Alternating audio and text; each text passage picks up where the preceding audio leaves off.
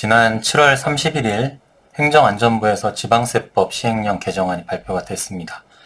오늘은 어떤 내용인지 좀 핵심 내용을 좀 알아보고, 그리고 문답 자료가 같이 발표가 됐어요. 다양한 사례별로 주택수 산정은 어떻게 하는지, 그리고 1세대 구성은 또 어떻게 되는지, 이런 것들을 다루고 있으니까요. 한번 같이 살펴보는 시간을 갖도록 하겠습니다. 먼저 개정안 핵심 내용부터 말씀을 드리면, 첫 번째는 다주택자와 이제 법인의 취득세율을 강화하겠다라는 것입니다. 화면에 보시다시피 현행은 4주택 이상 주택 보유자는 취득세율을 4%로 중과하겠다라는 것입니다. 이게 지난 7월 10일 대책이 발표되면서 오른쪽처럼 바뀐 거예요. 1주택자는 똑같습니다. 주택 가액에 따라 1에서 3% 취득세를 부과하는데, 이제 2주택자부터 좀 내용이 많이 바뀌었죠. 그리고 조정지역이냐 비조정지역이냐에 따라서 또 바뀌었습니다. 종전의 세율과 달라진 부분만 이렇게 빨간색 폰트로 표시를 해봤는데요.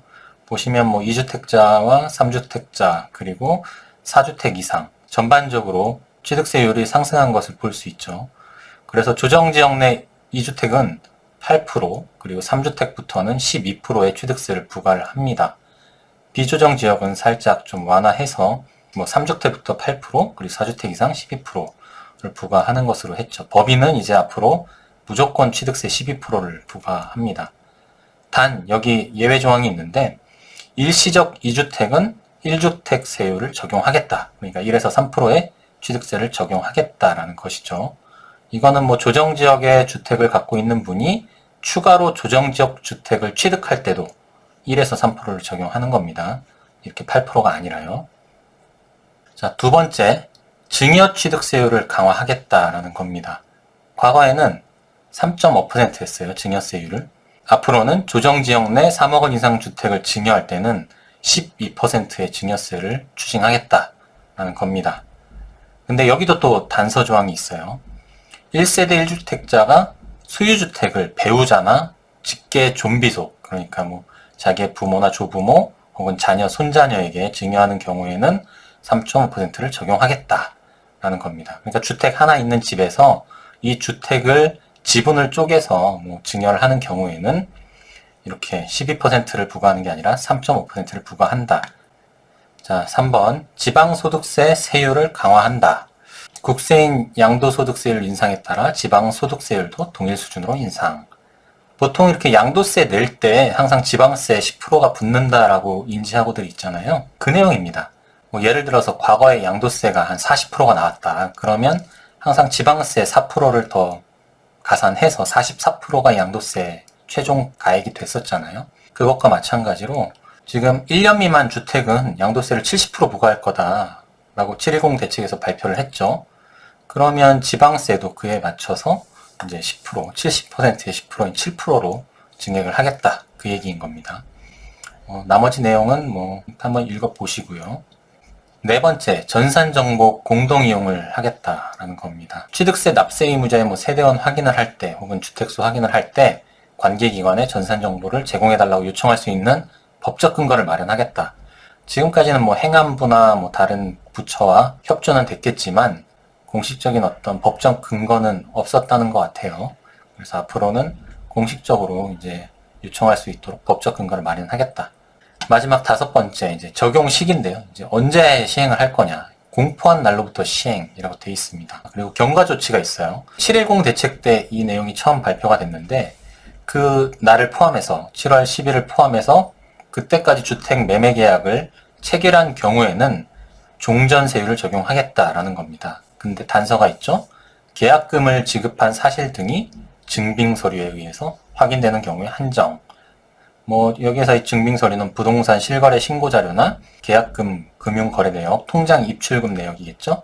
그리고 시행사와의 분양계약 체결 확인 등 이런 것들의 증빙서류가 있으면 710 이전에 주택매매 계약만 했으면 종전세율을 적용한다라는 겁니다.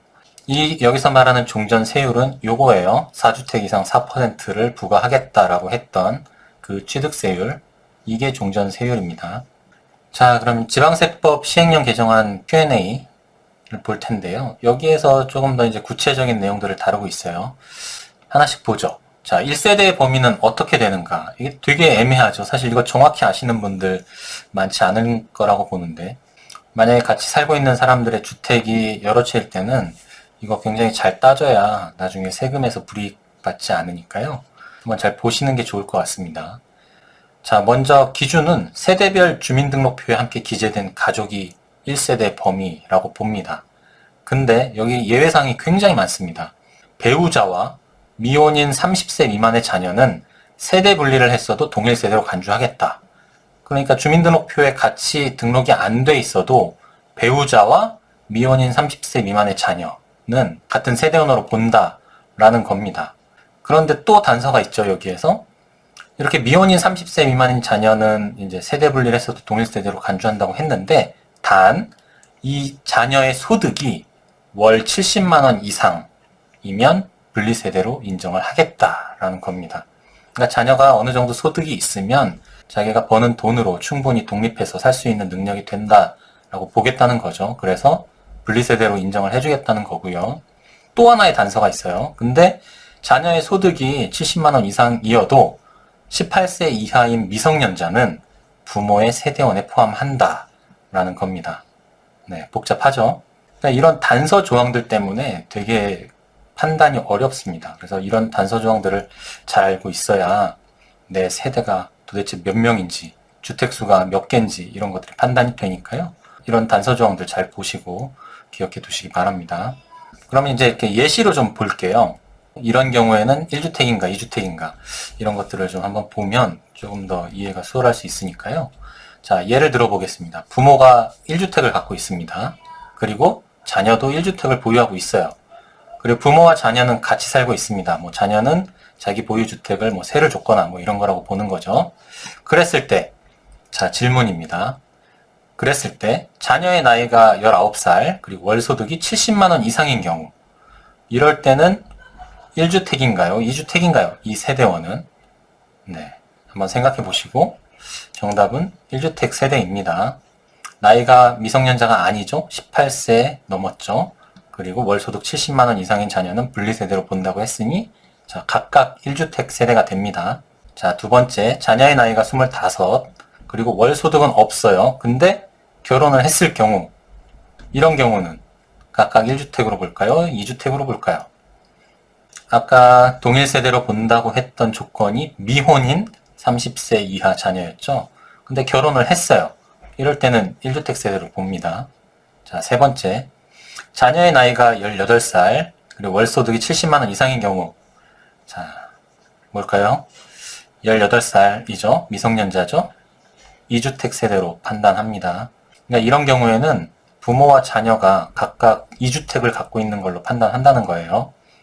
네 번째, 자녀의 나이가 29 그리고 월소득이 70만 원 미만인 경우, 나이는 29이고 월소득이 70 미만, 네, 미혼인 경우입니다. 이때는 2주택 세대로 봅니다.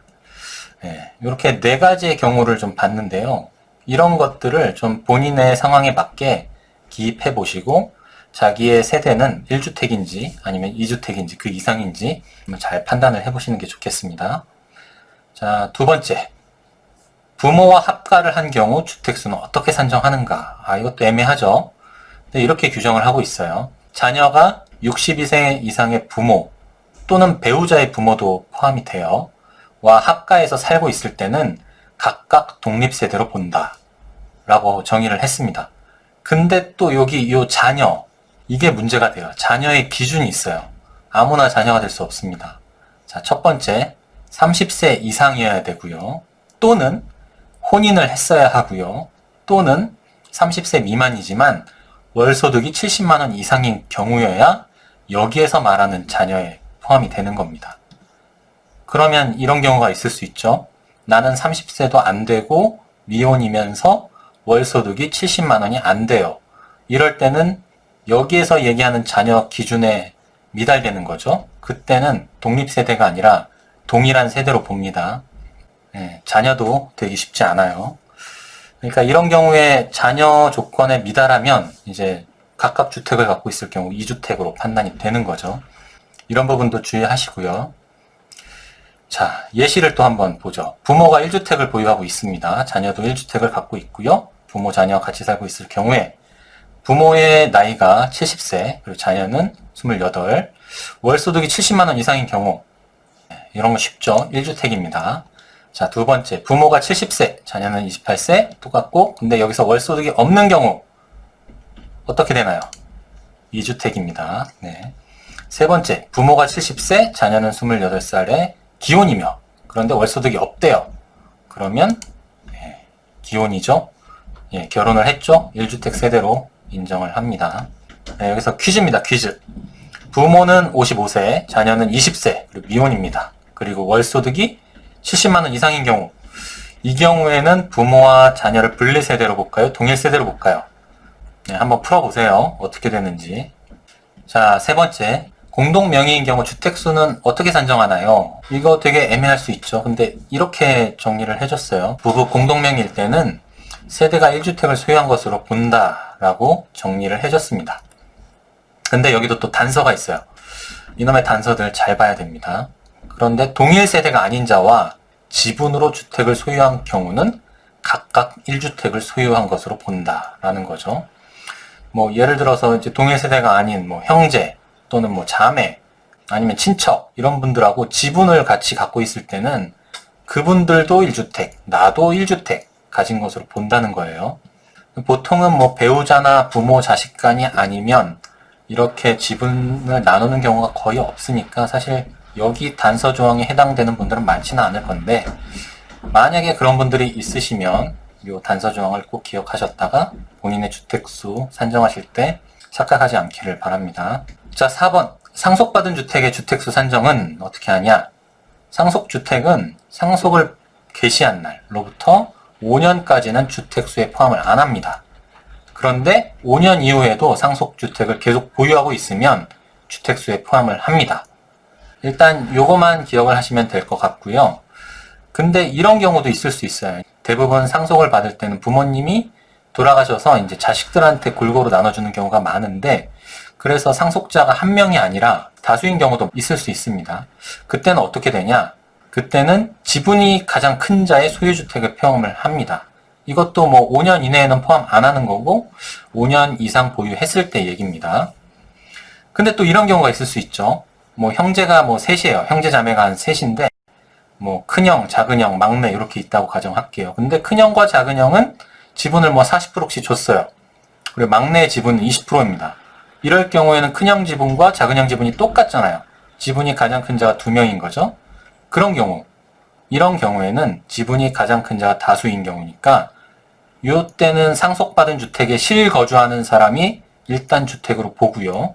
만약에 둘 다 실거주를 안 한다. 그럴 때는 나이가 많은 사람이 주택을 보유한 것으로 봅니다. 그러니까 이런 경우에는 큰형이 주택을 보유한 것으로 보겠다는 거죠. 네, 이런 상황이 있으신 분들은 마지막 네 번째 이 단서 조항 잘 보셔야겠죠. 자, 5번째. 분양권 및 입주권은 주택수에 포함이 되는가요?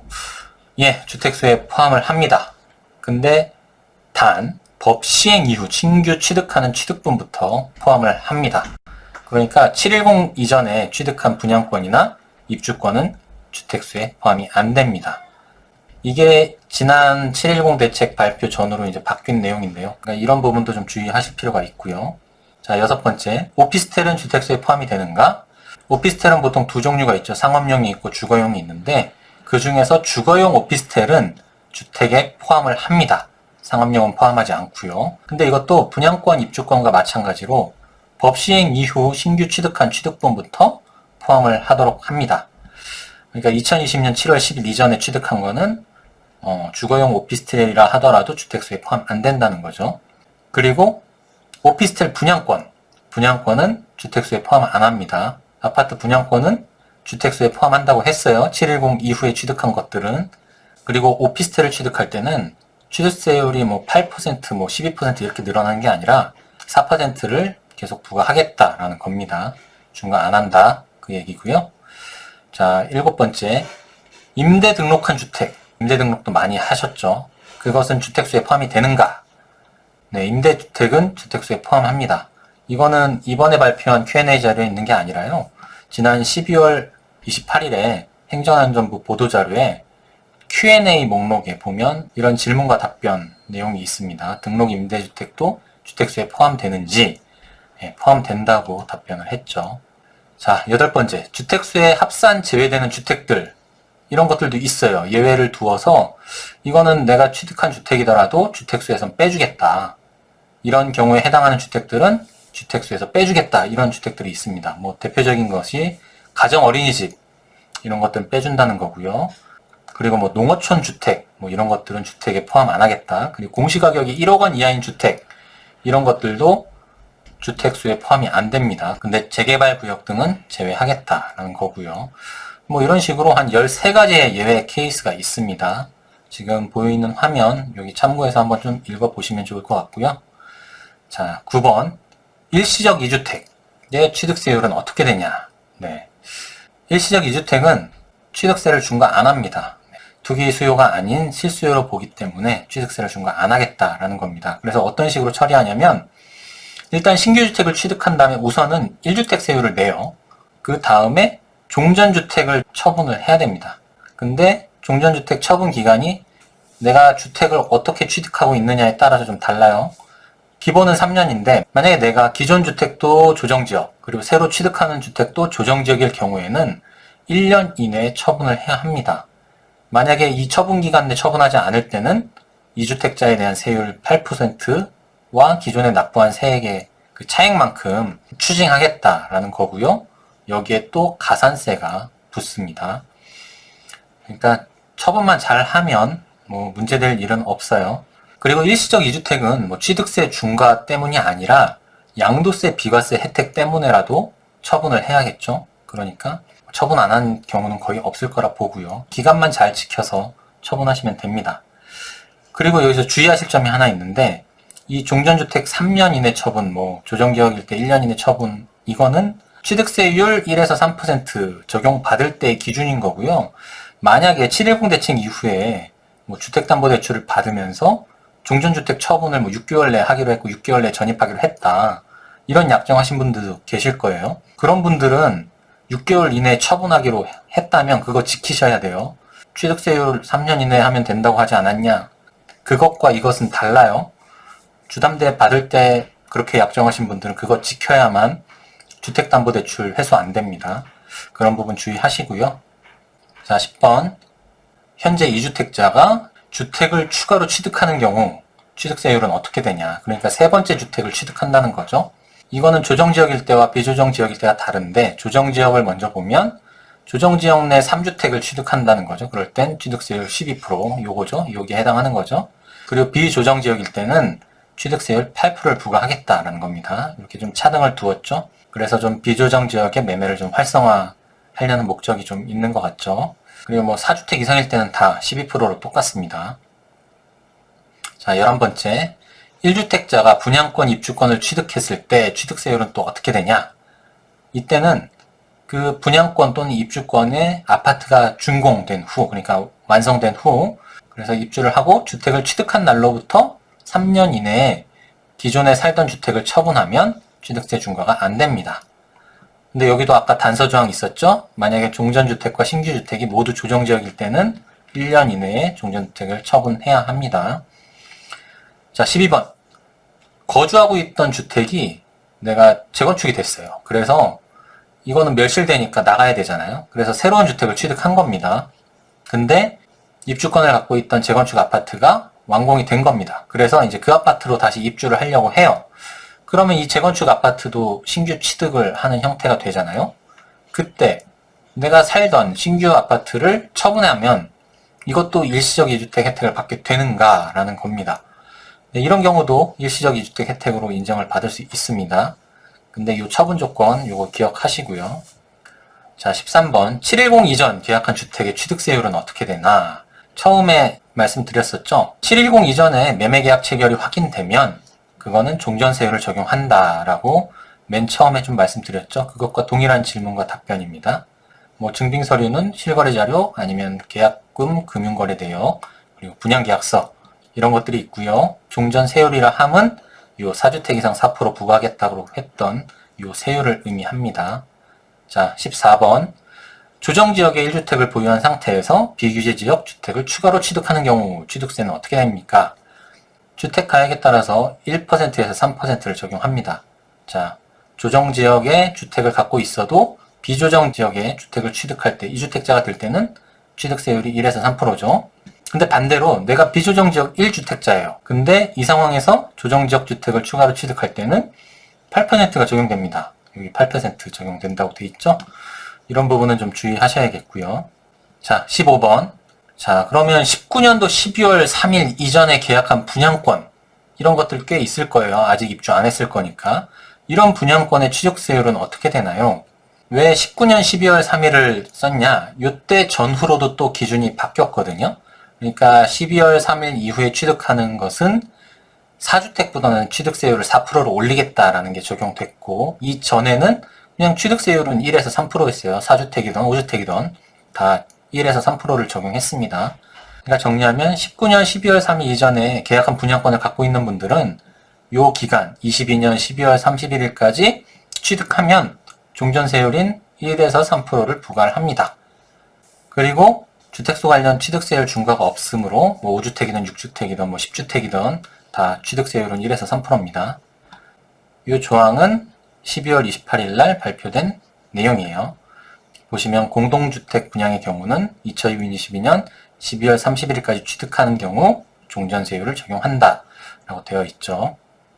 네, 자, 여기까지 지방세법 시행령 개정안 내용들을 좀 알아봤고요. 이렇게 보셔도 아마 좀 어려워하시는 분들 많이 계실 겁니다. 좀 헷갈리시는 분들은 한 2번 정도 영상을 돌려보시면 조금 더 이해가 잘 되실 겁니다. 자, 오늘 내용은 여기까지고요. 다음에 또 공유할 만한 내용이 있으면 다시 또 찾아뵙도록 할게요. 감사합니다.